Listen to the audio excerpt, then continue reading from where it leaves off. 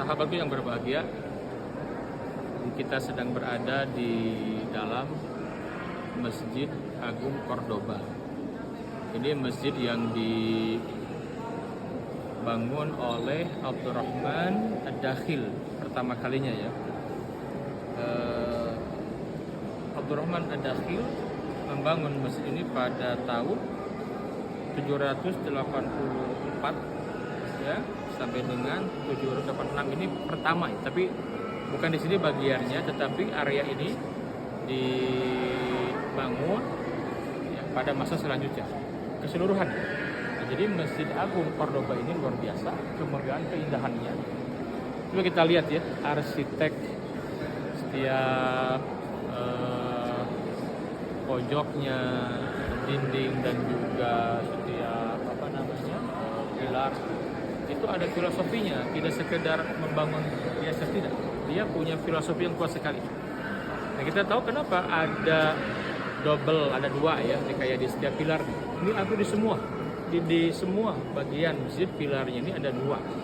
Ya, ada dua penyangga seperti ini ya. Tidak sekedar untuk kekuatan, tetapi dia menyimpan filosofi yang dalam, apa itu? Filosofi pohon kurma. Maka pohon kurma, karena kita kenal bahwasannya Bani Umayyah yang dibangun di Cordoba, Umayyah kedua ini, itu dibangun oleh Abdurrahman Ad-Dakhil atau Abdurrahman I di abad ke-8. Dan beliau itu dari terah Bani Umayyah yang kabur, yang selamat dari pembantaian Abbasiyah, dan dia membangun peradaban di sini. Datang kemari pertama kali dibangun masjid. Ini nanti terus di masa anak cucunya Abdurrahman yang kedua, Al-Ausat, Abdurrahman III An-Nasir, dan Al-Hakam Al-Mustasir, itu dia yang mengembangkan, meluaskan, memperindah lagi. Sampai nanti pada masa Al-Hajib Al-Mansur. Ini masjid luar biasa megahnya. Jadi pembangunan masjid ini hampir 3 abad. Dari semenjak didirikan sampai diambil kembali oleh orang-orang Kastia, Alfonso ya.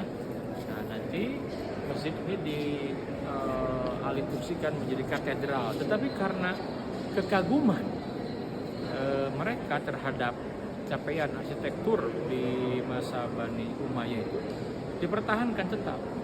Makanya kayak beberapa tempat yang indah, mereka lihat indah sekali, padahal itu buat kita itu yang penting ya, yaitu mihrab arah kiblat. Itu masih ada, dipertahankan, dan kita masih bisa menikmatinya sampai sekarang. Luar biasa ya. Ini masjid yang menjadi simbol capaian peradaban umat Islam di abad ke-8, 9, dan 10 yang termegah pada masanya. Masjidil Haram, Masjid Nabawi belum seperti ini, belum. Tapi Masjid Agung Cordoba sampai seperti ini capaiannya, luar biasa. Nanti ini menginspirasi semua para pemimpin umat Islam setelahnya di dalam mereka membangun ya bangunan masjid terutama, luar biasa. Ini masjid yang sangat besar sekali, sangat kokoh. Ini kalau dari abad 8 dibangun, sekarang sudah abad 21 ya, berarti sudah hampir 13 abad masjid ini, luar biasa.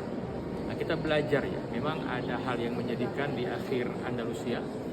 Kita tahu bahwa di masa Andalusia ini bertahannya berapa lama? Hampir 800 tahun.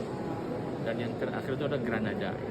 Nah, kita belajar bahwasannya jatuh bangun peradaban dipergilirkan, bangkit untuk dipergilirkan. Yang paling penting pelajaran yang berharga apa itu? Ini yang paling penting ketika orang yang tidak punya kapabilitas, tidak punya keahlian memegang urusan, maka tunggu kehancurannya, kata Nabi. Idza usidal amr ila ghairi ahlihi fantadil sa'ah. Apabila satu urusan diberikan kepada bukan ahlinya, tunggu kehancurannya. Nah, mulai muncul tanda-tanda kehancuran ini ketika yang memegang bukan orang yang ahli gitu. Nah, ini masalah besar. Maka nanti kita tahu bagaimana kelemahan ini dibaca oleh musuh Islam. Waktu itu Kastia, kerajaan Kastia itu Alfonso melihat kondisi ini, dan itu yang dimanfaatkan. Maka nanti diambil alih kembali atau direbut ya, dalam peperangan yang besar Cordoba, hingga masjid yang besar yang megah ini pun harus dijadikan katedral. Tetapi kita masih bisa dapatkan, sebenarnya kehendak Allah ya. Tentu kita yakin benar Allah menghendaki agar ini tetap ada, agar kita belajar dari sejarah. Wa tilkal ayyamu nudawiluha bainan nas. Itu ayatnya ya. Jadi demikianlah dipergilirkan jatuh peradaban itu di antara manusia sebagai ujian untuk manusia. Kita belajar dari sejarah agar kita kembali menata, mempersiapkan kebangkitan yang akan datang. Ini pesan terakhir. Kira-kira siapa di antara kita yang memiliki giroh semangat untuk kembali mengembalikan Andalusia ke kaum muslimin? Ini pertanyaan yang penting sekali.